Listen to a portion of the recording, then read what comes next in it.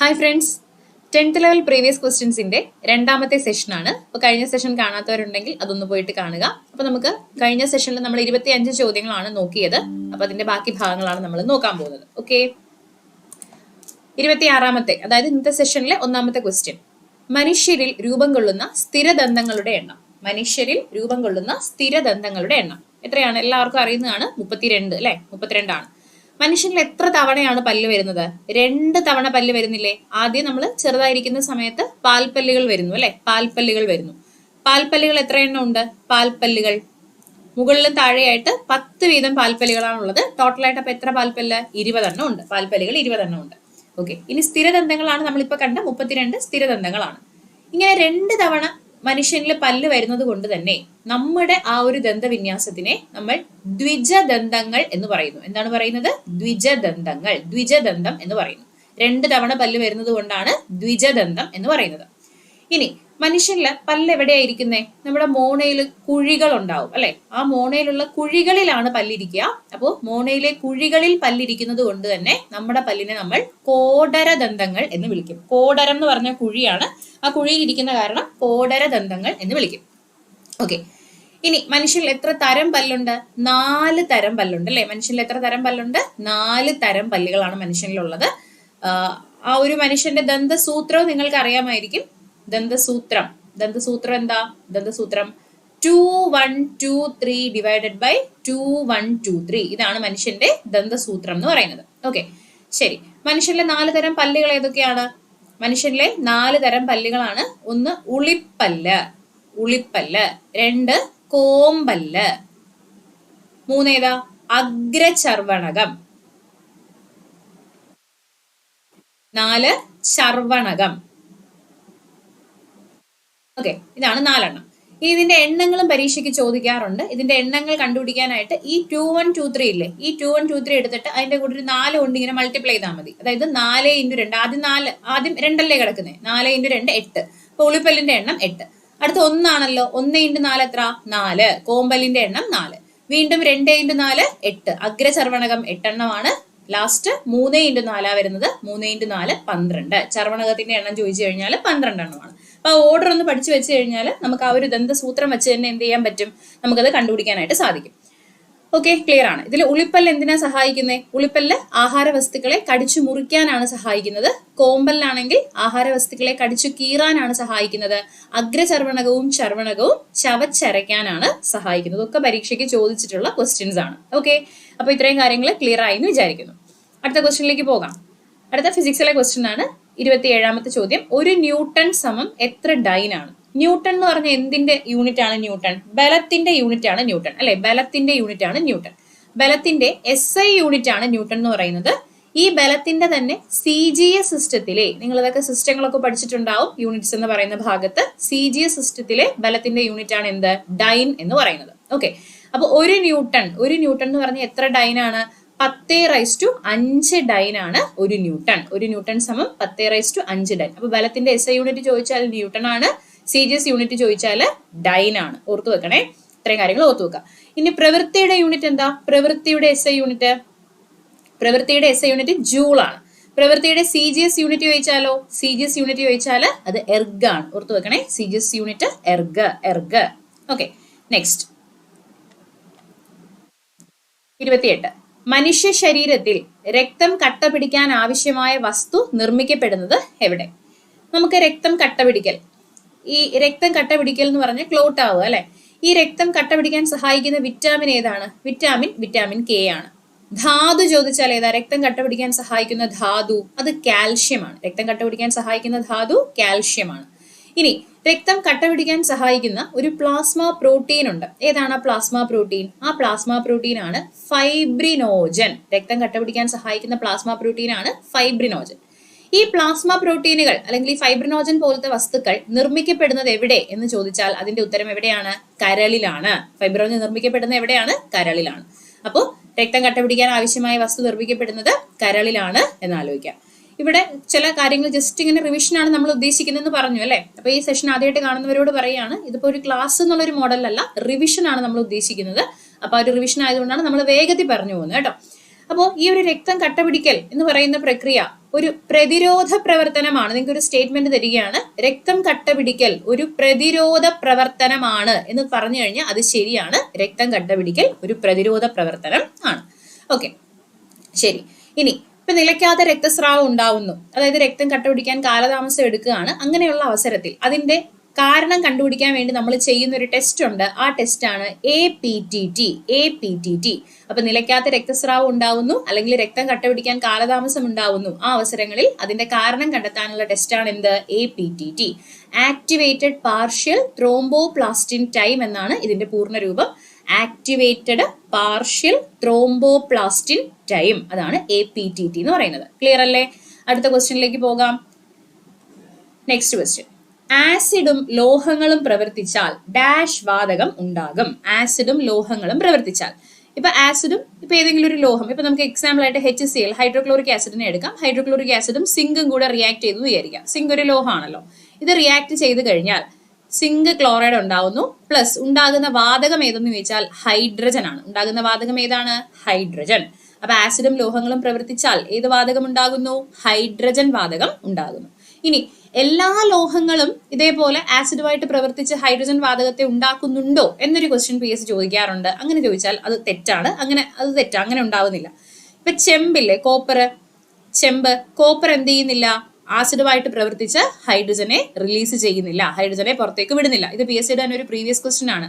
താഴെ കൊടുത്തിരിക്കുന്ന ലോഹങ്ങളിൽ ആസിഡുമായിട്ട് പ്രവർത്തിച്ച് ഹൈഡ്രജനെ പുറന്തള്ളാൻ ശേഷിയില്ലാത്ത ലോഹം കണ്ടുപിടിക്കുക എന്നുള്ളത് ഒരു പ്രീവിയസ് ക്വസ്റ്റ്യൻ ആണ്. അവിടെ PS ഉത്തരമായിട്ട് കൊടുത്തത് ചെമ്പിനെയാണ്, കോപ്പറിനെയാണ്. അതേപോലെ തന്നെ സ്വർണം, നമ്മുടെ ഗോൾഡ്, വെള്ളി, ഇങ്ങനെയുള്ള ആർക്കും തന്നെ എന്തില്ല? ഇവർക്ക് ആർക്കും ആസിഡുമായിട്ട് പ്രവർത്തിച്ച് ഹൈഡ്രജനെ പുറത്തേക്ക് പുറന്തള്ളാനുള്ളൊരു ശേഷി ഇല്ല. ക്ലിയർ അല്ലേ? നെക്സ്റ്റ് 30ാമത്തെ ക്വസ്റ്റ്യൻ, പോഷണത്തിനായി സസ്യാഹാരികളെ ആശ്രയിക്കുന്ന മാംസാഹാരികൾ ഉൾപ്പെടുന്ന പോഷണതലം ഏതാണ്? ഇത് എന്തുമായിട്ട് ബന്ധപ്പെട്ടതാണ്? ഭക്ഷ്യ ശൃംഖല അല്ലെങ്കിൽ ഫുഡ് ചെയിനുമായിട്ട് ബന്ധപ്പെട്ട ക്വസ്റ്റ്യൻ ആണ് അല്ലെ? ഭക്ഷ്യ ശൃംഖല അല്ലെങ്കിൽ ഫുഡ് ചെയിനുമായിട്ട് ബന്ധപ്പെട്ട ക്വസ്റ്റ്യൻ ആണ്. ഇപ്പൊ പുല്ല് നമ്മൾ എപ്പോഴും കേൾക്കുന്നതാണ്. പുല്ല്, പുൽച്ചാടി, തവള, പാമ്പ് അല്ലെ? നമ്മൾ എപ്പോഴും കേൾക്കുന്ന ഒരു ഫുഡ് ചെയിൻ ആണ് ഞാൻ എഴുതിയിരിക്കുന്നത്. ഇതിനകത്ത് ഈ ഓരോ ജീവിയും ഓരോ പോഷണ തലങ്ങളാണ് അല്ലെങ്കിൽ ട്രോഫിക് ലെവലുകളാണ്. ഓരോ ജീവിയും ഓരോ പോഷണ തലങ്ങളാണ് അല്ലെങ്കിൽ ട്രോഫിക് ലെവലുകളാണ്. ഓക്കെ, ഇവിടെ നമ്മളോട് ചോദിച്ചിരിക്കുന്നത് പോഷണത്തിനായി സസ്യാഹാരികളെ ആശ്രയിക്കുന്ന മാംസാഹാരികൾ എവിടെയാണ് പെടുന്നത്? എത്രാമത്തെ പോഷണ തലത്തിലാണ് പെടുന്നതാണ് ചോദ്യം. എപ്പോഴും ഒന്നാമത്തെ പോഷണ തലത്തിൽ ആരായിരിക്കും? എപ്പോഴും ഒന്നാമത്തെ പോഷണ തലത്തിൽ ഹരിത സസ്യങ്ങളായിരിക്കും. അല്ലെങ്കിൽ നമുക്ക് പറയാം സ്വപോഷികളായിരിക്കും.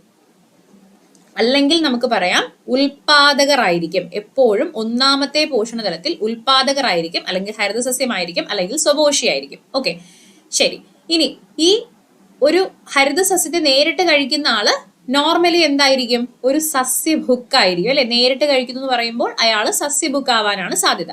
അപ്പൊ എപ്പോഴും രണ്ടാമത്തെ പോഷണതലത്തിൽ പെടുന്നത് സസ്യഭുക്കുകളാണ്. ഇപ്പൊ മനുഷ്യൻ മിശ്രഭുക്കാണ്, എന്നാലും നമ്മൾ അവിടെ കൺസിഡർ ചെയ്യുന്നത് സസ്യഭുക്ക്. എപ്പോഴും ഹരിതസസ്യത്തെ നേരിട്ട് കഴിക്കുന്ന രണ്ടാമത്തെ പോഷണതലത്തിൽ വരുന്ന ആള് ഒരു സസ്യഭുക്കായിട്ടാണ് നമ്മൾ കണക്കാക്കാറ്. അപ്പൊ രണ്ടാമത്തെ പോഷണതലത്തിൽ സസ്യഭുക്കായിരിക്കും. ഇനി ഈ ഒരു സസ്യഭുക്കിനെ നേരിട്ട് കഴിക്കുന്ന അല്ലെങ്കിൽ സസ്യഭുക്കിനെ കഴിക്കുന്ന ആൾക്കാർ വരുന്നത് 3, 4 പോലത്തെ ആ പോഷണതലങ്ങളിലേക്കായിരിക്കും അവരൊക്കെ വരുന്നത് അല്ലെ? ബാക്കിയുള്ള ജീവികളെ കഴിക്കുന്നത്. സസ്യഭുക്കിനെ നേരിട്ട് കഴിക്കുന്ന ആൾ വരുന്ന എപ്പോഴും എവിടെയായിരിക്കും? 3ാമത്തെ പോഷണതലത്തിലായിരിക്കും വരുന്നത്. അപ്പൊ അത് മാംസഭുക്ക് അല്ലെങ്കിൽ മിശ്രഭുക്ക് ആയിരിക്കും. ഓക്കെ, മാംസാഹാരി 3ാമത്തെ പോഷണതലത്തിലായിരിക്കും വരിക. ക്ലിയർ ആയെന്ന് വിചാരിക്കുന്നു. തെറ്റാൻ സാധ്യത കൂടുതലാണ്. ഹരിതസസ്യം 1ാമത്തെ പോഷണതലത്തിലാണ്. സസ്യഭുക്ക് അല്ലെങ്കിൽ നമുക്കിവനെ പ്രാഥമിക ഉപഭോക്താവെന്ന് വിളിക്കാം. അതായത് ഹരിതസസ്യത്തെ നേരിട്ട് ആഹാരത്തിന് വേണ്ടി ആശ്രയിക്കുന്ന ആൾക്കാരെ നമ്മൾ പ്രാഥമിക ഉപഭോക്താവ് എന്നാണ് പറയുന്നത്. ഇപ്പൊ ഹരിതസസ്യം എന്ന് പറയുന്ന ആള് ഉൽപാദകനല്ലേ? ഇവിടെ ആകപ്പാടെ സ്വന്തമായിട്ട് ആഹാരം ഉണ്ടാക്കാൻ ഹരിതസസ്യത്തിന് മാത്രമേ പറ്റുള്ളൂ, ശരിയല്ലേ? അപ്പൊ അയാൾ ഉൽപാദകനാണ് ഹരിതസസ്യം. ബാക്കിയുള്ള എല്ലാവരെയും ചേർത്ത് നമുക്ക് എന്ത് പറയാം? ഉപഭോക്താക്കൾ അല്ലെങ്കിൽ കൺസ്യൂമേഴ്സ് എന്ന് വിളിക്കാം. ഇതിൽ ഹരിതസസ്യത്തെ നേരിട്ട് കഴിക്കുന്ന സസ്യഭുക്ക് പ്രാഥമിക ഉപഭോക്താവാണ്. അടുത്ത ആള് ദ്വിതീയ ഉപഭോക്താവാണ്. അടുത്ത ആള് തൃതീയ ഉപഭോക്താവാണ്. അപ്പോ ഇതില് നമ്മുടെ പ്രാഥമിക ഉപഭോക്താവ് എത്രാമത്തെ പോഷണ തലത്തിലാണെന്ന് ചോദിക്കുമ്പോൾ അത് രണ്ടാമത്തെ പോഷണ തലമാണ്. പ്രാഥമികം എന്ന് കേൾക്കുമ്പോൾ എപ്പോഴും നമുക്ക് ഒന്നെന്ന് എഴുതാനൊരു ടെൻഡൻസി ഉണ്ടാകും. തെറ്റാണ്. പ്രാഥമിക ഉപഭോക്താവ് പെടുന്നത് രണ്ടാമത്തെ പോഷണ തലത്തിലാണ്. ഹരിതസസ്യം അല്ലെങ്കിൽ ഉൽപാദകൻ പെടുന്നതാണ് ഒന്നാമത്തെ പോഷണ തലം. ക്ലിയർ ആയി എന്ന് വിചാരിക്കുന്നു. ഓക്കെ അല്ലേ? നെക്സ്റ്റ് ക്വസ്റ്റ്യനിലേക്ക് കടക്കാം. 31. വൈദ്യുതോർജത്തെ യാന്ത്രികോർജവും താപോർജവുമാക്കി മാറ്റുന്ന ഉപകരണം. ഓക്കെ, വൈദ്യുതോർജത്തെ യാന്ത്രികോർജവും താപോർജവുമായി മാറ്റുന്ന ഉപകരണം. ഇപ്പോൾ അയൺ ബോക്സ്, ഇലക്ട്രിക് അയൺ, നമ്മുടെ അയൺ ബോക്സ് ഒന്ന് ആലോചിച്ച് നോക്കൂ. അയൺ ബോക്സ് എന്ന് പറയുമ്പോഴത്തേക്കും അതിനകത്ത് നമ്മൾ കൊടുക്കുന്ന വൈദ്യുതോർജ്ജം നമ്മൾ കൊടുക്കുന്നു അല്ലെ, വൈദ്യുതോർജ്ജം നമ്മൾ കൊടുക്കുന്നു. ആ വൈദ്യുതോർജ്ജം എന്തായിട്ട് മാറും? വൈദ്യുതോർജ്ജം എന്തായിട്ട് മാറും? അയൺ ബോക്സ് എന്ന് പറയുമ്പോൾ താപോർജ്ജമായിട്ട് മാത്രമാണ് മാറുന്നത്. ചൂടാണ് അവിടെ നമുക്ക് കിട്ടുന്നത്. ബൾബ് എന്ന് പറയുമ്പോഴോ, നമ്മൾ സ്വിച്ച് ഇട്ടപ്പോൾ ലൈറ്റ് കത്തി, അപ്പൊ വൈദ്യുതോർജ്ജം അവിടെ ലൈറ്റ്, അതായത് പ്രകാശോർജ്ജമായിട്ട് മാറുന്നുണ്ട്. പിന്നെ എന്താ, കുറച്ച് ചൂടുണ്ടാവില്ലേ ബൾബ് നമ്മൾ കത്തിക്കുമ്പോൾ, കുറച്ച് താപോർജ്ജം അവിടെ ഉണ്ടാവുന്നുണ്ട്.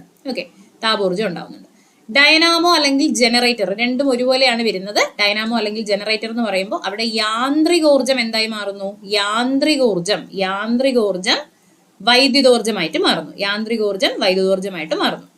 ഓക്കെ, ശരി. ഇലക്ട്രിക് ഫാൻ എന്ന് പറയുമ്പോൾ നമ്മൾ സ്വിച്ച് ഇട്ടു എന്ന് പറയുമ്പോൾ വൈദ്യുതോർജ്ജമാണ് വരുന്നത്. സ്വിച്ച് ഇട്ടപ്പോൾ ഫാന് കറങ്ങി അല്ലെ, അവിടെ യാന്ത്രികോർജ്ജം ഉണ്ടായി. കൂടെ തന്നെ നമ്മൾ എന്ത് ഇലക്ട്രിക്കൽ ഉപകരണം എന്ത് പ്രവർത്തിപ്പിച്ചാലും കൂടെ അതിനകത്ത് കുറച്ച് താപം ഉണ്ടാവും അല്ലെ, താപോർജ്ജം ഉണ്ടാവുന്നുണ്ട്. അപ്പൊ ഇലക്ട്രിക് ഫാൻ ആണ് വൈദ്യുതോർജ്ജത്തെ യാന്ത്രികോർജ്ജവും താപോർജ്ജവുമാക്കി മാറ്റുന്ന ഉപകരണം ഇലക്ട്രിക് ഫാൻ ആണ്. ഓക്കെ അല്ലെ? ഈ ഒരു ഊർജ്ജ പരിവർത്തനം ഉറപ്പായിട്ടും പഠിച്ചു വെക്കണേ. ഇതിനകത്ത് കൺഫ്യൂസിംഗ് ആയിട്ട് പലരും വിചാരിക്കാറുള്ളത് ഒന്നി ഡൈനാമോ ജനറേറ്റർ, ജനറേറ്ററിനും സെയിം ആയിട്ട് പഠിക്കാം. അത് നമുക്ക് ആലോചിച്ച് വെക്കാൻ എളുപ്പമുണ്ട്. കറണ്ട് പോകുമ്പോഴാണ് നമ്മൾ ജനറേറ്റർ ഓൺ ആക്കുന്നതെന്ന് ആലോചിച്ചാൽ മതി. ഇപ്പൊ കറണ്ട് പോകുമ്പോൾ നമ്മൾ ജനറേറ്റർ ഇടുന്നു എന്ന് പറയുമ്പോൾ ആ ജനറേറ്റർ കറങ്ങിയിട്ട് നമുക്ക് കറണ്ട് തരുന്നു. കറണ്ട് പോകുമ്പോൾ കറണ്ട് നമുക്ക് വേണം. അപ്പൊ ഇങ്ങോട്ട് കിട്ടുന്നത് കറണ്ടാന്ന് ആലോചിക്കാം. വൈദ്യുതോർജ്ജമാണ് അതിൽ നിന്ന് പുറത്തേക്ക് വരുന്നത്. യാന്ത്രികോർജ്ജമാണ് വൈദ്യുതോർജ്ജമായിട്ട് മാറുന്നത്. ക്ലിയർ അല്ലേ? ഇനി മോട്ടോർ ആണെങ്കിലോ, മോട്ടോർ ആലോചിക്കുക. അതും പലർക്കും തെറ്റിക്കുന്നതാണ്. മോട്ടോർ നമ്മൾ സ്വിച്ച് ഇടുമ്പോഴല്ലേടാ മോട്ടോർ വർക്ക് ചെയ്യുന്നത്. അപ്പൊ സ്വിച്ച് നമ്മൾ ഇടണം, അതായത് നമ്മൾ വൈദ്യുതോർജ്ജം കൊടുക്കണം. വൈദ്യുതോർജ്ജം നമ്മൾ കൊടുത്താൽ ആ മോട്ടോർ കറങ്ങുന്നു, അത് യാന്ത്രികോർജ്ജമായിട്ട് മാറുന്നു. കണക്ട് ചെയ്ത് പഠിച്ചാൽ എളുപ്പമാണ്, യാന്ത്രികോർജ്ജമായിട്ട് മാറുന്നു.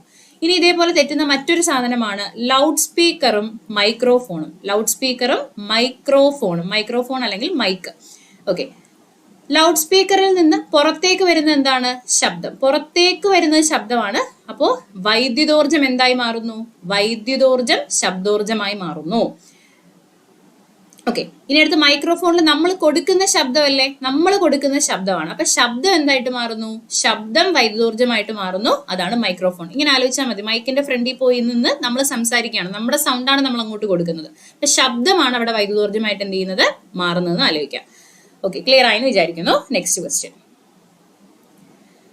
അനാഥർ മാതാപിതാക്കളുടെ അനാരോഗ്യത്താൽ സംരക്ഷിക്കാൻ ആളില്ലാതിരിക്കുകയോ ചെയ്യുന്ന കുട്ടികൾക്ക് പ്രതിമാസം ധനസഹായം നൽകുന്ന പദ്ധതി ഏതാണ്? ഇതൊക്കെ സ്കീമുകൾ നിങ്ങൾ പഠിച്ചിട്ടുണ്ടായിരിക്കും. ആ സ്കീമിനകത്ത് പഠിക്കുന്നതാണ്. സ്നേഹപൂർവ്വം പദ്ധതിയാണ്. സ്നേഹപൂർവ്വം മാതാപിതാക്കള് മരിച്ചു പോവുകയോ അല്ലെങ്കിൽ മാതാപിതാക്കൾ ഒരാൾ മരിച്ചു പോവുകയും മറ്റൊരാൾക്ക് കുട്ടീനെ സംരക്ഷിക്കാൻ പറ്റുന്നില്ല, അസുഖങ്ങൾ കാരണം സംരക്ഷിക്കാൻ പറ്റാതെയോ ഇരിക്കുന്ന അവസരത്തിൽ കുട്ടിക്ക് പഠിക്കാൻ വേണ്ടിയിട്ടൊക്കെ പ്രതിമാസം പൈസ കൊടുക്കുന്ന പദ്ധതിയാണ് സ്നേഹപൂർവ്വം എന്ന് പറയുന്ന പദ്ധതി. പരീക്ഷയ്ക്ക് പലവട്ടം ചോദിച്ചിട്ടുണ്ട്. പദ്ധതികളൊക്കെ നന്നായിട്ട് തന്നെ എല്ലാവരും നോക്കുക. ഷുവർ ക്വസ്റ്റ്യൻ ആണ്.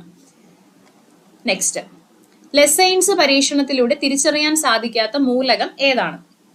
ഓക്കെ, ഇതൊരു ഹയർ ലെവൽ ക്വസ്റ്റ്യൻ ആണ്. നമ്മൾ കഴിഞ്ഞ സെഷനകത്ത് ഒരു ഹയർ ലെവൽ ക്വസ്റ്റ്യൻ പറഞ്ഞ പോലെ തന്നെ ഇതും ഒരു ഹയർ ലെവൽ ക്വസ്റ്റ്യൻ ആണ്. ഇത് നോർമലി ഒരു LGS ലെവല്, ഒരു 10th ലെവലിൽ ചോദിക്കാറില്ല. എന്നാലും നമ്മളിത് ജസ്റ്റ് ഒന്ന് പഠിച്ചു വെക്കുക. ചോദിച്ചത് കൊണ്ട് തന്നെ നമുക്ക് ഓക്സിജൻ, ഓക്സിജൻ ആണെന്ന് മനസ്സിലാക്കാം. ഇവിടെ ലെസൈൻസ് ടെസ്റ്റ് നൈട്രജൻ, സൾഫർ, അതേപോലെ ഹാലജനുകൾ, ഇത്രയും കാര്യങ്ങളെ തിരിച്ചറിയാനാണ് നമ്മൾ ലെസൈൻസ് പരീക്ഷണം ഉപയോഗിക്കുന്നത്. ഇപ്പൊ ഇവിടെ നൈട്രജൻ കിടപ്പുണ്ട്, സൾഫർ കിടപ്പുണ്ട്, ക്ലോറിൻ എന്ന് പറഞ്ഞ ഹാലജൻ ആണ്. ആരാണ് ഹാലജൻ? 17ാമത്തെ നമ്മുടെ പീരിയോഡിക് ടേബിളിലെ 17ാമത്തെ ഗ്രൂപ്പിൽ വരുന്ന ആൾക്കാരാണ് ഹാലജനുകൾ അല്ലെ. ഹാലജൻ എന്ന് പറയുമ്പോൾ അതിനകത്ത് ഫ്ലൂറിൻ, ക്ലോറിൻ, ബ്രോമിൻ അങ്ങനത്തെ ആൾക്കാരാണ് വരുന്നത്. ഇവന്മാരെയും അതേപോലെ നൈട്രജൻ, സൾഫർ, ഇത്രയും ആൾക്കാരെ തിരിച്ചറിയാൻ വേണ്ടി നമ്മൾ ഉപയോഗിക്കുന്ന ടെസ്റ്റാണ് എന്ത്? ലെസൈൻസ് പരീക്ഷണം, ലെസൈൻസ് ടെസ്റ്റ്. ഓക്കെ, അടുത്ത ക്വസ്റ്റ്യൻ 34. പ്രവൃത്തി ചെയ്യാനുള്ള കഴിവ്. പ്രവൃത്തി ചെയ്യാനുള്ള കഴിവിനെ നമ്മൾ എന്താണ് പറയുക? പ്രവൃത്തി ചെയ്യാനുള്ള കഴിവാണ് എന്ത്? ഊർജം അല്ലെ. പ്രവൃത്തി ചെയ്യാനുള്ള കഴിവാണ് ഊർജം. എബിലിറ്റി ടു ഡു വർക്ക്, പ്രവൃത്തി ചെയ്യാനുള്ള കഴിവാണ് ഊർജം. ഊർജ്ജത്തിന്റെ യൂണിറ്റ് പ്രവൃത്തിയുടെ സെയിം യൂണിറ്റ് ആണ്, ജൂള് തന്നെയാണ് ഊർജ്ജത്തിന്റെ യൂണിറ്റ്. ഓക്കെ, ഊർജ്ജം എന്ന വാക്ക് ആദ്യമായി ഉപയോഗിച്ച വ്യക്തി ആരാണ്? ഊർജ്ജം എന്ന വാക്ക് ആദ്യമായി ഉപയോഗിച്ച വ്യക്തി തോമസ് യങ് അല്ലെ? തോമസ് യങ് എല്ലാവർക്കും അറിയാം, തോമസ് യങ് ആണ് ഊർജ്ജം എന്ന വാക്ക് ആദ്യമായിട്ട് ഉപയോഗിച്ച വ്യക്തി. Okay, done. നമ്മുടെ ആരുടെ ഓർമ്മയ്ക്കാണ് ഊർജ്ജത്തിന് നമ്മൾ ജൂൾ എന്ന് പറയുന്നത് കൊടുത്തിരിക്കുന്നത്? ജെയിംസ് പ്രെസ്കോട്ട് ജൂൾ എന്ന് പറയുന്ന സയന്റിസ്റ്റിന്റെ ഓർമ്മയ്ക്കായിട്ടാണ് നമ്മൾ ഊർജ്ജത്തിന് ജൂൾ എന്ന് പറയുന്ന യൂണിറ്റ് കൊടുത്തിരിക്കുന്നത്. ഊർജ്ജ സംരക്ഷണ നിയമം ആവിഷ്കരിച്ചത് ആരാണ്? ഐൻസ്റ്റീൻ അല്ലെ? ഊർജ്ജ സംരക്ഷണ നിയമം ആവിഷ്കരിച്ചത് ഐൻസ്റ്റീൻ ആണ്. SCERT 9ാം ക്ലാസ്സിലെ പാഠപുസ്തകത്തിൽ ജൂളിന്റെ പേര് അവിടെ കൊടുത്തിട്ടുണ്ട്. അപ്പോൾ ഐൻസ്റ്റീൻ ആണ് PSC ഇതുവരെയും ആൻസർ ആയി കൊടുത്തിട്ടുള്ളൂ ഊർജ്ജ സംരക്ഷണ നിയമം ആവിഷ്കരിച്ചത്. ഐൻസ്റ്റീൻ ഓപ്ഷനിൽ ഉണ്ടെങ്കിൽ തീർച്ചയായിട്ടും ഐൻസ്റ്റീൻ തന്നെ നിങ്ങൾക്ക് എഴുതാം. ഐൻസ്റ്റീൻ ഓപ്ഷനിൽ ഇല്ലെങ്കിൽ ആരുടെ പേര് എഴുതാം? ജൂളിന്റെ പേര് നമുക്ക് എഴുതാം. ഓക്കെ, ഇതുവരെയും PSC ഐൻസ്റ്റീന്റെ പേര് മാത്രമേ കൊടുത്തിട്ടുള്ളൂ. ഇനി ജൂളും ഐൻസ്റ്റീനും വന്നാലും നിങ്ങൾ ഐൻസ്റ്റീൻ തന്നെ എഴുതിയാൽ മതി. ഇൻ കേസ് ഐൻസ്റ്റീന്റെ പേര് അവിടെ ഇല്ല, ഊർജ്ജ സംരക്ഷണ നിയമം ആവിഷ്കരിച്ചത് ആര് എന്നൊരു ക്വസ്റ്റ്യൻ ചോദിച്ചു കഴിഞ്ഞാൽ നമ്മുടെ SCERT 9ാം ക്ലാസ്സിലുള്ള ജൂളിന്റെ പേര് നമുക്ക് എഴുതാം. ക്ലിയർ അല്ലേ? നെക്സ്റ്റ്, സെഹത് ടെലിമെഡിസിൻ പദ്ധതിയുമായി സഹകരിച്ച ആദ്യ ഹോസ്പിറ്റൽ ഏതാണ്? അപ്പോളോ ഹോസ്പിറ്റൽ ആണ്. ഓക്കെ, അപ്പോളോ ഹോസ്പിറ്റൽ സ്കീമുമായിട്ട് ബന്ധപ്പെട്ട ഒരു ക്വസ്റ്റ്യൻ ആണ്. സെഹത്ത് ടെലിമെഡിസിൻ പദ്ധതിയുമായിട്ട് സഹകരിച്ച ആദ്യത്തെ ഹോസ്പിറ്റൽ ഇത് നമ്മുടെ എന്താ അപ്പോളോ ഹോസ്പിറ്റൽ. നമുക്ക് അതുമായിട്ട് ബന്ധപ്പെട്ട അങ്ങനത്തെ കാര്യങ്ങളൊക്കെ നമ്മൾ നോക്കണമല്ലോ, അതുമായിട്ട് ബന്ധപ്പെട്ട് വന്നൊരു ക്വസ്റ്റ്യൻ ആണ്. സെഹത്ത് ടെലിമെഡിസിൻ പദ്ധതിയുമായിട്ട് സഹകരിച്ച ആദ്യ ഹോസ്പിറ്റൽ അപ്പോളോ ഹോസ്പിറ്റലാണ്. നെക്സ്റ്റ് 36, മെൻഡലീവിന്റെ ആവർത്തന പട്ടികയിൽ മൂലകങ്ങൾ ക്രമീകരിച്ചിരിക്കുന്നത് എന്തിന്റെ അടിസ്ഥാനത്തിൽ എന്നാണ് ക്വസ്റ്റ്യൻ. ആവർത്തന പട്ടികയുടെ പിതാവ് എന്നറിയപ്പെടുന്ന വ്യക്തി ആരാ? ആവർത്തന പട്ടികയുടെ പിതാവ് അല്ലെങ്കിൽ father of periodic table Mendeleev ആണ് അല്ലെ? ആവർത്തന പട്ടികയുടെ പിതാവ് എന്നറിയപ്പെടുന്ന വ്യക്തി മെൻഡലീവ് ആണ്. ആദ്യമായിട്ട് മൂലകങ്ങളെ പട്ടികപ്പെടുത്തിയത് മെൻഡലീവ് ആണ്. പക്ഷെ ആധുനിക ആവർത്തന പട്ടികയുടെ പിതാവ് പുള്ളിയാണോ? ആധുനിക ആവർത്തന പട്ടികയുടെ പിതാവ് അല്ല. ആധുനിക ആവർത്തന പട്ടികയുടെ പിതാവ് ആരാണ്? ആധുനിക ആവർത്തന പട്ടികയുടെ പിതാവ് ഹെൻറി മോസിലി ആണ്. ഹെൻറി മോസിലി. ഓക്കെ, അപ്പോ ഈ നമ്മുടെ മെൻഡലീവിന്റെ ആവർത്തന പട്ടിക എന്ന് പറയുന്നത് അറ്റോമിക മാസിന്റെ അടിസ്ഥാനത്തിലായിരുന്നു. അറ്റോമിക മാസിന്റെ അടിസ്ഥാനത്തിലായിരുന്നു. മോസ്ലിയുടെ അല്ലെങ്കിൽ നമ്മൾ ഇപ്പോൾ ഉപയോഗിക്കുന്ന ആവർത്തന പട്ടിക അല്ലെങ്കിൽ പീരിയോഡിക് ടേബിൾ എന്ന് പറയുന്നത് അറ്റോമിക നമ്പറിന്റെ അടിസ്ഥാനത്തിലാണ്. അറ്റോമിക് നമ്പറിന്റെ അടിസ്ഥാനത്തിലാണ്. ഓക്കെ, അപ്പൊ ഇവിടെ ക്വസ്റ്റ്യൻ ഇതാണ്, മെൻഡലീവിന്റെ ആവർത്തന പട്ടികയിൽ മൂലകങ്ങൾ ക്രമീകരിച്ചിരിക്കുന്നത്. അപ്പൊ അറ്റോമിക മാസ് ആണ് മനസ്സിലായി. അറ്റോമിക മാസിന്റെ 2 ഓപ്ഷൻസ് എയും സിയും നമ്മൾ കാണുന്നുണ്ട്. ഇനി നമ്മളത് നോക്കണം. ആരോഹണ ക്രമവും അവരോഹണ ക്രമവുമാണ് കൊടുത്തിരിക്കുന്നത്. എന്താണ് ആരോഹണ ക്രമം? അസെൻഡിങ് ഓർഡർ, ചെറുതിൽ നിന്ന് വലുതിലേക്ക്. അവരോഹണം എന്ന് പറഞ്ഞാൽ വലുതിൽ നിന്ന് ചെറുതിലോട്ട്. ശരിയല്ലേ? അപ്പോ ഈ ഒരു മെൻഡലീവ് അറ്റോമിക മാസ് കൂടി വരുന്ന ക്രമത്തിൽ, അതായത് ചെറുതിൽ നിന്ന് വലുതിലേക്ക് തന്നെയാണ് അടുക്കിയത്. അത് നമ്മുടെ ഹെൻറി മോസിലി ആണെങ്കിലും അങ്ങനെ തന്നെ ചെറുതിൽ നിന്ന് വലുതിലേക്കാണ് അടുക്കിയത്. അപ്പൊ അറ്റോമിക മാസിന്റെ ആരോഹണ ക്രമത്തിലാണ് മെൻഡലീവിന്റെ പീരിയോഡിക് ടേബിളിൽ മൂലകങ്ങളെ ക്രമീകരിച്ചിരിക്കുന്നത്. നമ്മുടെ മോഡേൺ മോസ്ലി എന്ന് പഠിക്കാം. ആധുനിക ആവർത്തന പട്ടികയുടെ പിതാവ് ഹെൻറി മോസ്ലി ആണ്. അതിന്റെ അടിസ്ഥാനം അറ്റോമിക നമ്പറാണ്. അത് അറ്റോമിക നമ്പറിന്റെ ആരോഹണ ക്രമത്തിലാണ് ഹെൻറി മോസ്ലി മൂലകങ്ങൾ എന്ത് ചെയ്തിരിക്കുന്നത്? അടുക്കിയിരിക്കുന്നത്. ഓക്കെ, ആധുനിക ആവർത്തന പട്ടികയിൽ എത്ര ഗ്രൂപ്പുകളുണ്ട്? 18 ഗ്രൂപ്പുകളുണ്ട്. 18 ഗ്രൂപ്പുകളും 7 പീരീഡുകളും 4 ബ്ലോക്കുകളുമാണുള്ളത്. ബ്ലോക്കിനെ പറ്റി നമ്മൾ കഴിഞ്ഞ സെഷനകത്ത് ഡിസ്കസ് ചെയ്തിരുന്നു. കാണാത്തവർ കാണുക. ആധുനിക ആവർത്തന പട്ടികയിൽ 18 ഗ്രൂപ്പുകൾ, 7 പീരീഡുകൾ, 4 ബ്ലോക്കുകൾ എന്നിവ ഉണ്ട്. ക്ലിയർ? നെക്സ്റ്റ്, ഊർജത്തിന്റെ CGS യൂണിറ്റ് എല്ലാവർക്കും അറിയുന്നതായിരിക്കും. ഇന്നത്തെ സെഷനിൽ തന്നെ നമ്മൾ ഡിസ്കസ് ചെയ്തതാണ്. ഊർജത്തിന്റെ CGS യൂണിറ്റ് എന്താണ്? എർഗ് അല്ലെ? നമ്മുടെ SI യൂണിറ്റ് ജൂൾ ആയിരുന്നു. CGS യൂണിറ്റ് എർഗ് ആണ്. എർഗ്. ഓക്കെ, നെക്സ്റ്റ്, താഴെ പറയുന്നവയിൽ ഏതിന്റെ ന്യൂക്ലിയസിലാണ് ന്യൂട്രോൺ ഇല്ലാത്തത്? കഴിഞ്ഞ സെഷനിൽ നമ്മൾ കണ്ടു ആറ്റത്തിന്റെ നടുവിൽ ന്യൂക്ലിയസ് ഉണ്ട്. ന്യൂക്ലിയസിനകത്ത് പ്രോട്ടോണും ന്യൂട്രോണും ഉണ്ട് എന്നറിയാം. ഈ പ്രോട്ടോണും ന്യൂട്രോണും കൂടി കൂട്ടി കിട്ടിയാൽ ആ ഒരു നമ്പർ ഉണ്ടല്ലോ, അതിനെ നമ്മൾ എന്താണ് വിളിക്കുന്നത്? അതിനെ നമ്മൾ മാസ് നമ്പർ എന്ന് വിളിക്കും. A എന്ന് പറയുന്ന അക്ഷരം ഉപയോഗിച്ച് സൂചിപ്പിക്കും. ശരിയല്ലേ? മാസ് നമ്പർ എന്ന് പറയും. ഇതിൽ ഏതിന്റെ ന്യൂക്ലിയസിലാണ് ന്യൂട്രോൺ ഇല്ലാത്തത് എന്നാണ് ക്വസ്റ്റ്യൻ. ഏതിന്റെ ന്യൂക്ലിയസിലാണ് ന്യൂട്രോൺ ഇല്ലാത്തത്? ഓക്കെ, നമുക്കറിയാം നമ്മുടെ പീരിയോഡിക് ടേബിളിലെ ആദ്യത്തെ മൂലകം ഏതാ? അറ്റോമിക നമ്പർ 1 ആയിട്ടുള്ള മൂലകം ഏതാണ്? അറ്റോമിക് നമ്പർ 1 വരുന്ന മൂലകം ഹൈഡ്രജൻ ആണ് അല്ലെ? ഹൈഡ്രജൻ. ഓക്കെ, ശരി. ഈ ഹൈഡ്രജന് 3 ഐസോടോപ്പുകൾ ഉണ്ട്. ഐസോടോപ്പുകൾ നിങ്ങൾക്ക് അറിയാമായിരിക്കും. ഒരേ അറ്റോമിക നമ്പരും വ്യത്യസ്ത മാസ് നമ്പരും ഉള്ള ആൾക്കാരാണ് ഐസോടോപ്പുകൾ. ഇപ്പൊ ഒരു മൂലകത്തിന് തന്നെ പല ഐസോടോപ്പുകൾ ഉണ്ടാവാനുള്ള സാധ്യതയുണ്ട്. നിങ്ങൾ ഐസോടോപ്പുകൾ പഠിച്ചിട്ടുണ്ടായിരിക്കും. ഇല്ലാത്തവർ ജസ്റ്റ് പുസ്തകം നോക്കി ഒന്ന് പഠിക്കുക. 9ാം ക്ലാസ്സിലൊക്കെ ഐസോടോപ്പിനെ പറ്റി പഠിക്കാനായിട്ടുണ്ട്. ടെക്സ്റ്റ് നോക്കുക കേട്ടോ, കെമിസ്ട്രിയുടെ. ഓക്കെ, അപ്പൊ ഐസോടോപ്പ്, ഇപ്പൊ ഹൈഡ്രജന് 3 ഐസോടോപ്പുകളാണുള്ളത്.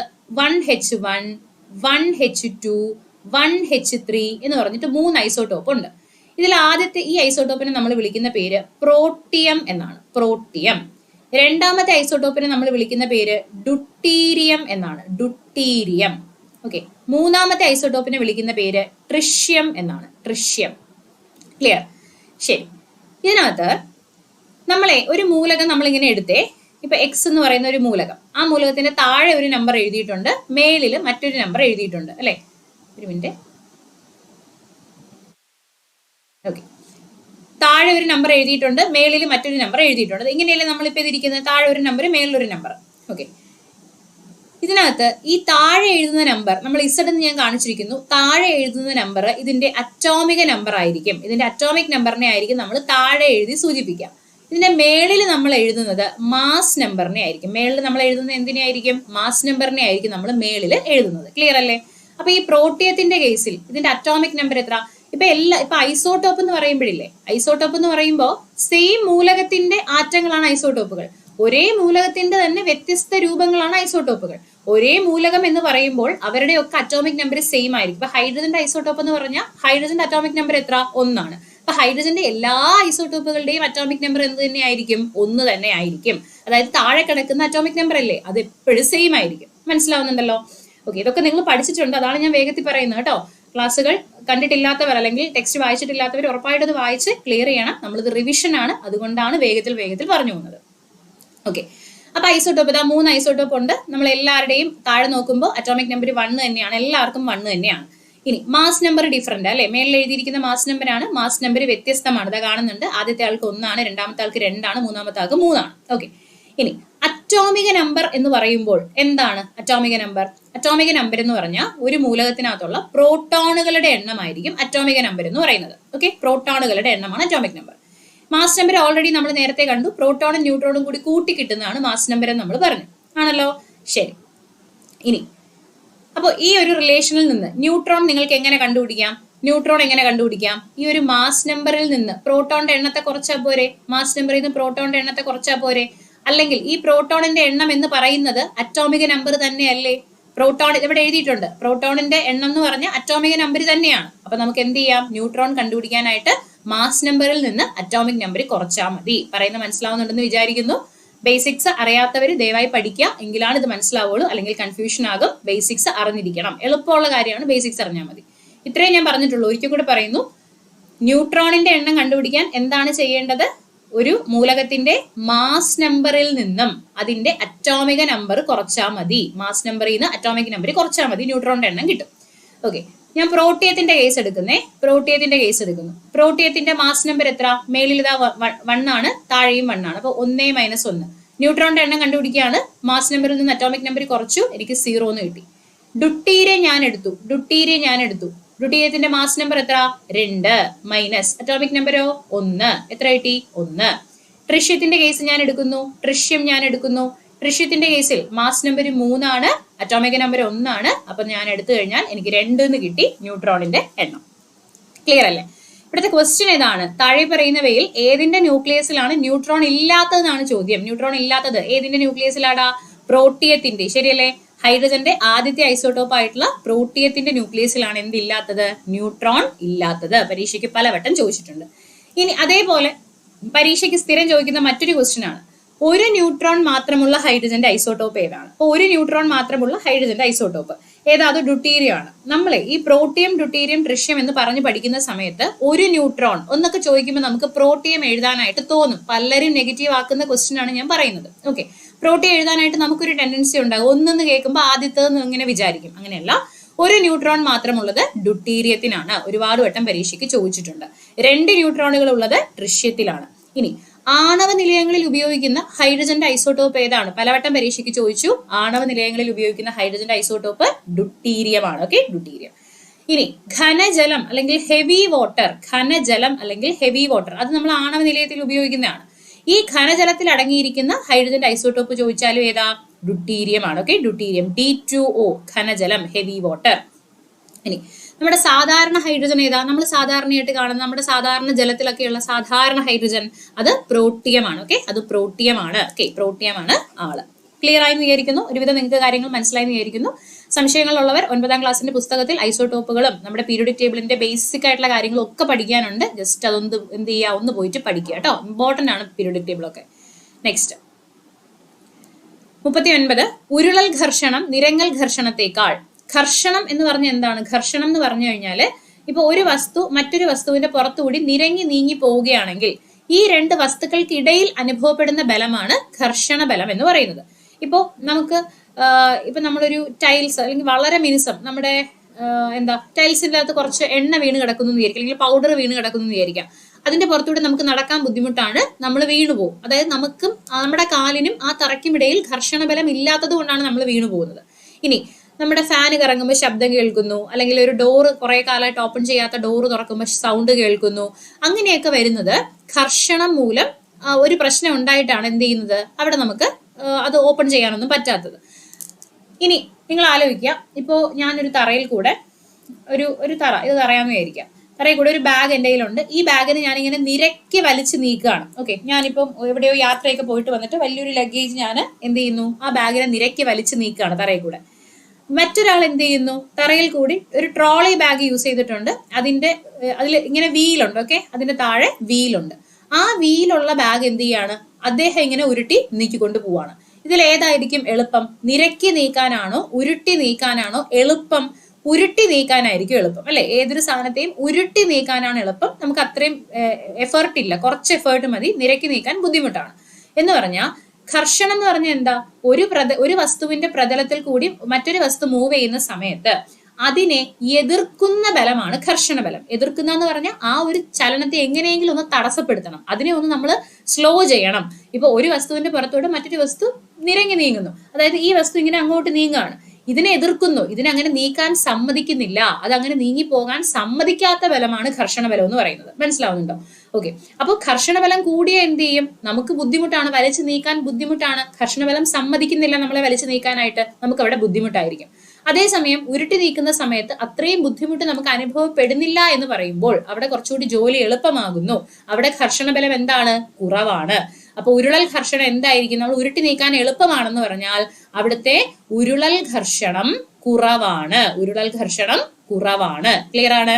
അപ്പൊ ഉരുളൽ ഘർഷണം നിരക്കി നീക്കുന്ന നിരങ്ങൽ ഘർഷണത്തെക്കാള് കുറവായിരിക്കും. ക്ലിയർ ആണെന്ന് വിചാരിക്കുന്നു. കുറവ് ആയിരിക്കും. ഉരുളൽ ഘർഷണം കുറവായതുകൊണ്ടാണ് നമുക്കൊരു വസ്തുവിന് ഉരുട്ടി നീക്കാൻ എളുപ്പമാകുന്നത് കേട്ടോ. Next question. പ്രായപൂർത്തിയായ ഒരു മനുഷ്യൻ ഒരു മിനിറ്റിൽ ശരാശരി എത്ര പ്രാവശ്യം ശ്വസിക്കുന്നു? ഇത് കാണുമ്പോൾ പെട്ടെന്ന് നമ്മുടെ മനസ്സിലേക്ക് വരുന്ന ഉത്തരം ഓപ്ഷൻ എ 70, 72 എന്നുള്ളതായിരിക്കും. കുറച്ചു പേർക്കെങ്കിലും മനസ്സിൽ വരുന്ന ഉത്തരം അതായിരിക്കും. പക്ഷെ അത് തെറ്റാണ്. 12 to 18 എന്നുള്ളതാണ് ശരി ഉത്തരം. 70, 72 കാണുമ്പോൾ എഴുതാൻ തോന്നും, അത് ഹൃദയമിടിപ്പാണ്. ഓക്കെ, ആരോഗ്യവാനായ ഒരു വ്യക്തിയുടെ ഹൃദയമിടിപ്പാണ് മിനിറ്റിൽ 72 തവണ. നമ്മുടെ ശ്വസന നിരക്ക് എന്ന് പറഞ്ഞാൽ 12 to 16 അല്ലെങ്കിൽ 12 to 18 ആണ് ഒരു മനുഷ്യന്റെ ശ്വസന നിരക്ക്. അപ്പൊ നമ്മൾ വെപ്രാളം കാണിച്ച് തെറ്റിച്ച് നെഗറ്റീവ് ആക്കാതിരിക്കാൻ പ്രത്യേകം ശ്രദ്ധിക്കുക. എത്ര അറിയുന്ന ക്വസ്റ്റ്യൻ ആണെങ്കിലും ഒന്നും കൂടി വായിച്ച് കൺഫേം ചെയ്തിട്ട് എഴുതുക. ഓക്കെ, ശരി. ഹൃദയമിടിപ്പാണ് 70, 72. ശ്വാസഗതി 12 to 16 അല്ലെങ്കിൽ 12 to 18 ആയിരിക്കും. ഇനി സ്ത്രീകളുടെ ഹൃദയമിടിപ്പായിട്ട് ബന്ധപ്പെട്ട കാര്യങ്ങളാണ്. സ്ത്രീകളുടെ ഹൃദയമിടിപ്പാണോ പുരുഷന്മാരുടെ ഹൃദയമിടിപ്പാണോ കൂടുതൽ? സ്ത്രീകളുടെ ഹൃദയമിടിപ്പായിരിക്കും കൂടുതൽ. അതൊരു പ്രീവിയസ് ക്വസ്റ്റ്യൻ ആണ്. സ്ത്രീകളുടെ ഹൃദയമിടിപ്പ് പുരുഷന്മാരെക്കാൾ കുറവ്, കൂടുതൽ എന്നൊക്കെ ചോദിച്ചിട്ടുണ്ട്. കൂടുതലായിരിക്കും. ശരാശരി ഒരു പുരുഷന്റെ ഹൃദയമിടിപ്പ് 70 to 72 ആയിരിക്കും ഒരു പുരുഷന്റെ കേസിൽ. അതേസമയം ഒരു സ്ത്രീയുടെ കേസിൽ അത് 78 മുതൽ 82 വരെ ആയിരിക്കും. ഒരു ഫീമെയിലിനെ സംബന്ധിച്ച് അല്ലെങ്കിൽ ഒരു സ്ത്രീയെ സംബന്ധിച്ച് 78 മുതൽ 82 വരെ ആയിരിക്കും ഒരു സ്ത്രീയുടെ ഹൃദയമിടിപ്പ് എന്ന് പറയുന്നത്. ക്ലിയർ ആയെന്ന് വിചാരിക്കുന്നു. നെക്സ്റ്റ് ക്വസ്റ്റ്യനിലേക്ക് പോകാം. വൈറ്റമിൻ എച്ച് എന്നറിയപ്പെടുന്ന വിറ്റാമിൻ ഏതാണ്? വിറ്റാമിൻ എച്ച് എന്നറിയപ്പെടുന്നത് ഏതാണെന്നറിയോ? വിറ്റാമിൻ എച്ച് എന്നറിയപ്പെടുന്നത് ബയോട്ടിൻ ആണ്. B7. ഓക്കെ, B7 ആണ് വൈറ്റമിൻ എച്ച് എന്ന് അറിയപ്പെടുന്നത്. വിറ്റാമിൻ എ എന്താണ്? റെറ്റിനോൾ അല്ലെ? വിറ്റാമിൻ എ എന്ന് പറഞ്ഞ റെറ്റിനോൾ ആണ്. വിറ്റാമിൻ B1 ഏതാണ്? B1 thiamine. B1 തയാമിൻ ആണ്. B2 ഏതാ? B2 riboflavin. B2 എന്ന് പറഞ്ഞ റൈബോഫ്ലാവിൻ ആണ്. ദെൻ B3 ഏതാണ്? B3 എന്ന് പറഞ്ഞാൽ നിയാസിൻ അല്ലെങ്കിൽ നമുക്ക് മറ്റൊരു പേരിട്ട് വിളിക്കാം nicotinic acid, nicotinic acid. Then B5 pantothenic, pantothenic acid, pantothenic acid. B6 നിങ്ങൾക്ക് അറിയായിരിക്കും, നിങ്ങൾ കൂടെ പറയുന്നുണ്ടെന്ന് വിചാരിക്കുന്നു, പിറിഡോക്സിൻ, B6 പിറിഡോക്സിൻ. ദെൻ നമ്മുടെ B7, നമ്മുടെ ക്വസ്റ്റ്യനിൽ വന്ന B7 ബയോട്ടിൻ ആണ്, ബയോട്ടിൻ, ബയോട്ടിൻ അല്ലെങ്കിൽ വിറ്റാമിൻ എച്ച് എന്നറിയപ്പെടുന്നു, ബയോട്ടിൻ അല്ലെങ്കിൽ vitamin H. Okay. Then B9 ഏതാ? B9 folic acid, B9 folic acid, folic acid. B12 ഏതാണ്? B12 cyanocobalamin, cyanocobalamin. Okay. Then vitamin സിയുടെ രാസനാമം എന്താ? അസ്കോർബിക് ആസിഡ്, വിറ്റാമിൻ സിയുടെ രാസനാമം അസ്കോർബിക് ആസിഡ്. വിറ്റാമിൻ ഡി എന്ന് പറഞ്ഞാലോ calciferol, calciferol. Then vitamin E, vitamin E എന്താണ്? Tocopherol, tocopherol, toco. ഓക്കെ. അടുത്ത vitamin K, vitamin K phylloquinone, phylloquinone. Okay, phylloquinone ആണ് വിറ്റാമിൻ കെ എന്ന് പറയുന്നത്, ഫില്ലോക്വിനോൺ ആണ്. ഇതില് റൈബോഫ്ലാവിൻ അറിയപ്പെടുന്ന മറ്റൊരു പേര് വിറ്റാമിൻ ജി എന്നാണ് കേട്ടോ. വിറ്റാമിൻ എച്ച് എന്നറിയപ്പെടുന്നത് ബയോട്ടിൻ, വിറ്റാമിൻ ജി എന്നറിയപ്പെടുന്നത് റൈബോഫ്ലാവിൻ ആണ്. ഇത്രയും കാര്യങ്ങൾ ഓർക്കുക. നെക്സ്റ്റ് 42 പേശികളെ കുറിച്ചുള്ള പഠനം. പേശികളെ കുറിച്ചുള്ള പഠനം എന്താണ്? മയോളജി അല്ലെ, മയോളജി ആണ് പേശികളെ കുറിച്ചുള്ള പഠനം, മയോളജി. ഓസ്റ്റിയോളജി എന്താണ്? ഓസ്റ്റിയോളജി അസ്ഥികളെ കുറിച്ചുള്ള പഠനമാണ്, എല്ലുകൾ, അസ്ഥികളെ കുറിച്ചുള്ള പഠനമാണ് ഓസ്റ്റിയോളജി. സന്ധികളെ കുറിച്ചുള്ള പഠനം എന്ത് പേരിൽ അറിയപ്പെടും? സന്ധികൾ. സന്ധികളെ കുറിച്ചുള്ള പഠനം ആർത്രോളജി, ആർത്രോളജി. ഓക്കെ, ആർത്രോളജി. സെല്ല്, കോശത്തെ കുറിച്ചുള്ള പഠനം എന്താണ്? കോശത്തെ കുറിച്ചുള്ള പഠനം സൈറ്റോളജി ആണ്, സൈറ്റോളജി. ദെൻ കല, ടിഷ്യൂവിനെ പറ്റിയുള്ള പഠനമോ? ടിഷ്യൂവിനെ പറ്റിയുള്ള പഠനം ഹിസ്റ്റോളജി. ഓക്കെ, ഹിസ്റ്റോളജി, ഹിസ്റ്റോളജി ഓർത്തു വെക്കണേ, ഹിസ്റ്റോളജി. നെക്സ്റ്റ് ക്വസ്റ്റ്യനിലേക്ക് പോകാം. സംക്രമണ മൂലകങ്ങളുടെ ആദ്യത്തെ വരിയിൽ ഇലക്ട്രോൺ നിറയുന്നത് ഏത് ഓർബിറ്റലിലാണ്? ഇത് കുറച്ചു പേർക്കെങ്കിലും പ്രയാസമുള്ള ഒരു ക്വസ്റ്റ്യൻ ആയിരിക്കും. പക്ഷെ ഇതൊന്ന് മനസ്സിലാക്കി പഠിച്ചു കഴിഞ്ഞാൽ എളുപ്പമാണ്. നിങ്ങൾ ഇപ്പൊ എത്രത്തോളം മനസ്സിലാവുമെന്ന് എനിക്കറിയില്ല. നിങ്ങൾ ആ ഒരു ഓർബിറ്റലുമായി ബന്ധപ്പെട്ട കാര്യങ്ങൾ, സബ്ഷെല്ലുമായി ബന്ധപ്പെട്ട കാര്യങ്ങളൊക്കെ ഒന്ന് പഠിച്ചതിന്റെ ബേസിക്സ് ഉള്ളവർക്കാണ് ഇതൊന്നും കൂടി നന്നായിട്ട് മനസ്സിലാവുള്ളൂ. അപ്പൊ ഞാൻ എന്റെ മാക്സിമം ഒന്ന് പറയാൻ വേണ്ടി ശ്രമിക്കാം. അല്ലെങ്കിൽ നിങ്ങൾ ക്ലാസ് മനസ്സിലായി പഠിച്ചതിന് ശേഷം ഈ ക്വസ്റ്റ്യൻ നോക്കിയാൽ മതിയാവും. ഓക്കെ. സംക്രമണ മൂലകങ്ങൾ എന്ന് പറയുമ്പോൾ അത് ഏത് ബ്ലോക്ക് ആണെന്ന് നിങ്ങൾക്ക് അറിയായിരിക്കും. ഡി ബ്ലോക്ക് ആണ്. അപ്പൊ ആദ്യം തന്നെ മനസ്സിലാക്കേണ്ട കാര്യം, സംക്രമണ മൂലകം എന്ന് പറയുമ്പോൾ അത് ഡി ബ്ലോക്ക് ആണെന്ന് മനസ്സിലാക്കുക. ഓക്കെ, ഡി ബ്ലോക്ക് ആണെന്ന് മനസ്സിലാക്കുക. നമ്മൾ പീരിയോഡിക് ടേബിളിന്റെ ബേസിക്സ് പഠിക്കുന്ന കൂട്ടത്തിൽ പഠിക്കുന്നതാണത്. സംക്രമണ മൂലകങ്ങൾ ഡി ബ്ലോക്ക് ആണ്. അതിന്റെ ആദ്യത്തെ വരിയിൽ ഇലക്ട്രോൺ നിറയുന്നത് ഏത് ഓർബിറ്റലിലാണ്? ഓക്കെ, ശരി, നോക്കിക്കോളൂ. ഇപ്പോ ഒരു മൂലകം ഏത് ബ്ലോക്കിലാണോ പെടുന്നത്, ഇപ്പൊ നമുക്ക് നമ്മുടെ പീരിയോഡിക് ടേബിളിൽ എത്ര ബ്ലോക്ക് ഉണ്ട്? 4 ബ്ലോക്ക് ഉണ്ട്. SPDF എന്ന് പറഞ്ഞ് 4 ബ്ലോക്ക് ഉണ്ട്. നമ്മുടെ ഉപ ഊർജ നിലകൾ അല്ലെങ്കിൽ സബ്ഷെല്ലുകൾ നിങ്ങൾ കേട്ടിട്ടുണ്ടാവുമല്ലോ, പഠിച്ചിട്ടുണ്ടാവും. ഉപ ഊർജ നിലകൾ അല്ലെങ്കിൽ സബ്ഷെല്ലുകൾ. ഈ സബ്ഷെല്ലുകൾക്ക് പേര് കൊടുത്തിരിക്കുന്നതും എന്ത് തന്നെയാണ്? SPDF എന്ന് തന്നെയാണ് നമ്മൾ സബ്ഷെല്ലുകൾക്ക് പേര് കൊടുത്തിരിക്കുന്നത്. അത് നിങ്ങൾക്ക് അറിയായിരിക്കുമല്ലോ. ഞാനൊരു എക്സാമ്പിളിലൂടെ നിങ്ങൾക്ക് പറഞ്ഞുതരാം. ഇപ്പൊ ഞാൻ സോഡിയം എടുക്കുകയാണ്. സോഡിയം എന്ന് പറയുന്ന ആളിനെ നമുക്ക് കാണാൻ പറ്റുന്നത് എസ് ബ്ലോക്കിലാണ് കേട്ടോ. എസ് ബ്ലോക്കിലാണ് സോഡിയത്തെ കാണാൻ പറ്റുന്നത്. സോഡിയത്തിന്റെ അറ്റോമിക് നമ്പർ നിങ്ങൾക്ക് അറിയാമായിരിക്കും. 11 ആണ് സോഡിയത്തിന്റെ അറ്റോമിക് നമ്പർ. ഈ ഒരു സോഡിയത്തിന്റെ സബ്ഷെൽ ഇലക്ട്രോൺ വിന്യാസം ഞാൻ എഴുതാൻ വേണ്ടി പോവുകയാണ്. എഴുതട്ടെ? നിങ്ങൾക്ക് അറിയാമായിരിക്കും എഴുതാൻ അറിയാത്തവര് ഈ ക്വസ്റ്റ്യൻ സ്കിപ്പ് ചെയ്ത തൽക്കാലം. എന്നിട്ട് നിങ്ങൾ ആ ഒരു കൺസെപ്റ്റ് പഠിച്ചതിന് ശേഷം ക്വസ്റ്റ്യനിലേക്ക് വന്നാൽ മതി. ടെൻഷൻ ആവേണ്ട കാര്യമില്ല. കൺസെപ്റ്റ് അറിയാതെ ഇത് പഠിക്കാൻ പാടാണ്. കൺസെപ്റ്റ് നന്നായി മനസ്സിലാക്കി, എളുപ്പമാണ് കൺസെപ്റ്റ്. അത് മനസ്സിലാക്കിയതിനു ശേഷം ക്വസ്റ്റ്യൻ ചെയ്താൽ മതി. അപ്പൊ ഞാൻ ഈ സോഡിയത്തിന്റെ സബ്ഷെൽ ഇലക്ട്രോൺ വിന്യാസം എഴുതുന്നു. 1s2, 2s2, 2p6, 3s1. ഇങ്ങനെയാണ് അതിന്റെ ഇലക്ട്രോൺ വിന്യാസം വരുന്നത്. കൂട്ടുമ്പോൾ നമുക്ക് 11 കിട്ടും. 2 2 4, 4 6 10, 10 1 11 ഇലക്ട്രോണുകളാണ് നമ്മൾ മേളിൽ എഴുതുന്നത്. നിങ്ങൾക്ക് അറിയാം. 11 കിട്ടി. ഓക്കെ, ശരി. ഈ സോഡിയത്തിന്റെ അവസാനത്തെ ഇലക്ട്രോൺ ഏത് സബ്ഷെല്ലിലേക്കാണ് പോയിരിക്കുന്നത്? നിങ്ങൾ പറയൂ, ഏത് സബ്ഷെല്ലിലേക്കാണ് ആ ഒരു അവസാനത്തെ ഇലക്ട്രോൺ പോയിരിക്കുന്നത്? എസ് എന്ന് പറയുന്ന സബ്ഷെല്ലിലേക്കല്ലേ പോയിരിക്കുന്നത്? നോക്ക്, 3s പോയിരിക്കുന്നത്. ശരിയാണോ? 3s. ആ ഒരു മേളിൽ എഴുതിയിരിക്കുന്ന 1 ഇലക്ട്രോൺ ആണ്. ആ ലാസ്റ്റ് ഇലക്ട്രോൺ ആണ് ഈ 1 എന്ന് എഴുതിയിരിക്കുന്നത്. ആ ലാസ്റ്റ് ഇലക്ട്രോൺ പോയിരിക്കുന്നത് 3s. അതായത് ഇത് ഉൾപ്പെടുന്ന ബ്ലോക്ക് ഏതാണെന്ന് നേരത്തെ ഞാൻ പറഞ്ഞു. ഇത് ഉൾപ്പെടുന്ന ബ്ലോക്ക് എസ് ബ്ലോക്കാന്ന് പറഞ്ഞു. അപ്പൊ ഏതൊരു മൂലകത്തിന്റെയും അവസാനത്തെ ഇലക്ട്രോൺ ഇലക്ട്രോൺ ആണ് ഇങ്ങനെ എഴുതുന്നത്. അവസാന ഇലക്ട്രോൺ ഏത് സബ്ഷെല്ലിലേക്കാണോ പോകുന്നത്, അവസാന ഇലക്ട്രോൺ പോകുന്ന സബ്ഷെല്ല്, പറയുന്നത് മനസ്സിലാവുന്നുണ്ടോ? അവസാനത്തെ ഇലക്ട്രോൺ പോകുന്ന സബ്ഷെല്ലായിരിക്കും ആ മൂലകം ഉൾപ്പെടുന്ന ബ്ലോക്ക് എന്ന് പറയുന്നത്. ഇപ്പൊ ഇതിന്റെ സോഡിയത്തിന്റെ കേസിൽ അവസാനത്തെ ഇലക്ട്രോൺ എസ് എന്ന് പറയുന്ന സബ്ഷെല്ലിലേക്കാണ് പോയത്. അതുകൊണ്ട് തന്നെ സോഡിയം ഉൾപ്പെടുന്ന ബ്ലോക്ക് എസ് ബ്ലോക്ക് ആയിരിക്കും. ക്ലിയർ ആയി? ഓക്കെ അല്ലേ? ഇനി ഇവിടെ നമ്മളെ ക്വസ്റ്റ്യൻ എന്താണ്? സംക്രമണ മൂലകങ്ങളുടെ ആദ്യത്തെ വരി എന്നതുകൊണ്ട് ഉദ്ദേശിച്ചത്, അതായത് നമ്മുടെ പീരിയോഡിക് ടേബിൾ ആണെന്ന് വിചാരിക്കുക. ഇത് നമ്മുടെ പീരിയോഡിക് ടേബിൾ ആണ്. ഇതിലെ സംക്രമണ മൂലകത്തിന്റെ ആദ്യത്തെ വരിയിൽ കാണുന്ന മൂലകങ്ങൾ, ആദ്യത്തെ വരി എന്ന് ഉദ്ദേശിക്കുന്നത് അതിന്റെ ഫസ്റ്റ് കാണുന്ന മൂലകങ്ങൾ, ഈ ഒരു വരിയിൽ കാണുന്ന മൂലകങ്ങൾ എന്നാണ് ഉദ്ദേശിച്ചിരിക്കുന്നത് കേട്ടോ. സംക്രമണ മൂലകങ്ങളുടെ ആദ്യത്തെ വരിയിൽ ഇലക്ട്രോൺ നിറയുന്നത് ഏത് ഓർബിറ്റലിലാണെന്നാണ് ചോദ്യം.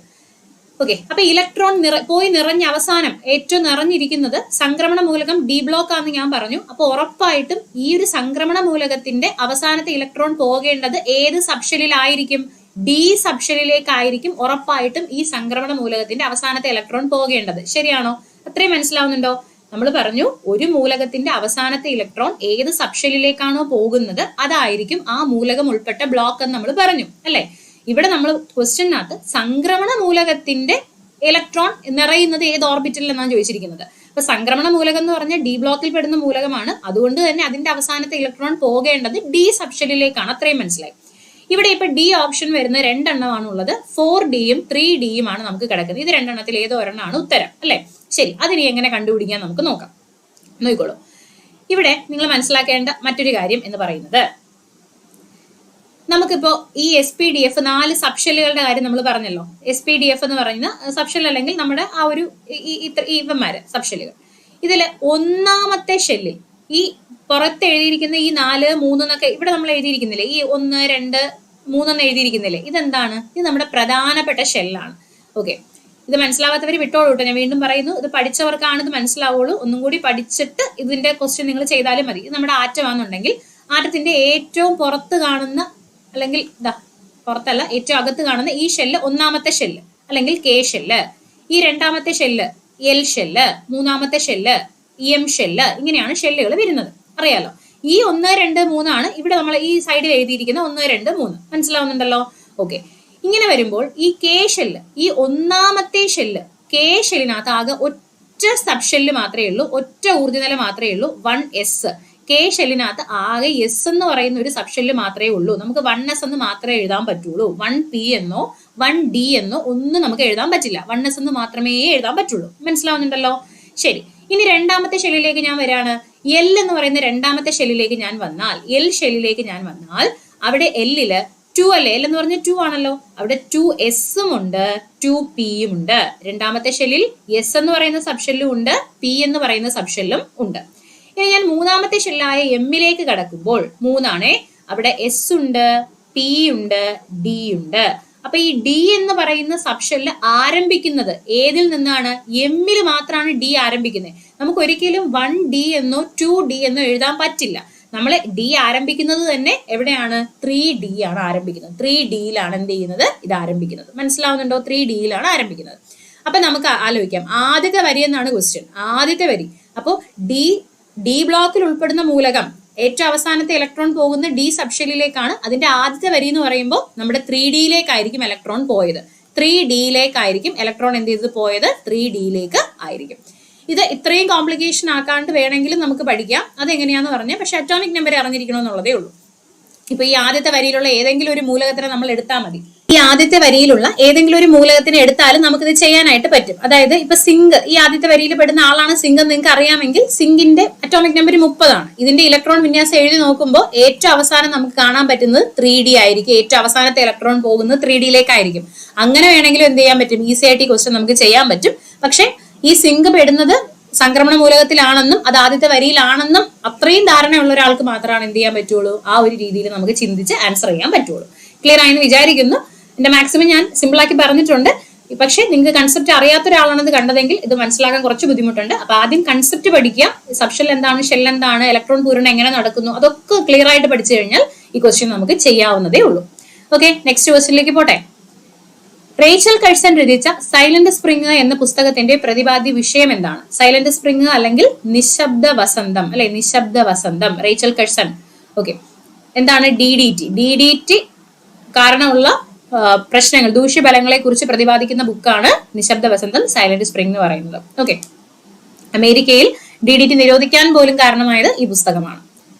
അടുത്ത ക്വസ്റ്റ്യൻ സിമ്പിൾ ക്വസ്റ്റ്യൻ ആണ്. K ഷെല്ലിൽ ഉൾക്കൊള്ളാവുന്ന പരമാവധി ഇലക്ട്രോണുകളുടെ എണ്ണം. നമുക്കറിയാം 4 ഷെല്ലാണുള്ളത്, KLMN. ഇനിയും ഉണ്ട്, നമ്മൾ പഠിക്കുന്ന 4 എണ്ണമാണ്. അതിൽ Kയിൽ 2 ഇലക്ട്രോൺ, Lൽ 8 ഇലക്ട്രോൺ, Mൽ 18 ഇലക്ട്രോൺ, Nൽ 32 ഇലക്ട്രോൺ. ഈ 18 എന്നുള്ളത് തെറ്റാറുണ്ട് പലർക്കും, 16 ആയിട്ട് തെറ്റാറുണ്ട്, 18 ആണ് വരുന്നത്. ഒരു ഷെല്ലിൽ ഉൾക്കൊള്ളാവുന്ന പരമാവധി ഇലക്ട്രോണുകളുടെ എണ്ണം കണ്ടുപിടിക്കാൻ ഒരു ഇക്വേഷൻ ഉണ്ടല്ലോ, 2n², അല്ലെ? 2n². ഒരു ഷെല്ലിൽ ഉൾക്കൊള്ളാവുന്ന പരമാവധി ഇലക്ട്രോണുകളുടെ എണ്ണം എന്താന്ന് ചോദിക്കുമ്പോൾ 2n² എന്ന് പറയാം. 2n². Okay, 2n². ക്ലിയർ ആയെന്ന് വിചാരിക്കുന്നു. നെക്സ്റ്റ് ക്വസ്റ്റ്യൻ, ലോക ഹീമോഫീലിയ ദിനം എന്നാണ്. ലോക ഹീമോഫീലിയ ദിനം ഏപ്രിൽ 17. ഏപ്രിൽ 17 ആണ് ഹീമോഫീലിയ ദിനം. മെയ് 17 രക്താതിമർദ്ദ ദിനമാണ്. രക്താതിമർദ്ദ ദിനം, വേൾഡ് ഹൈപ്പർ ടെൻഷൻ ഡേ.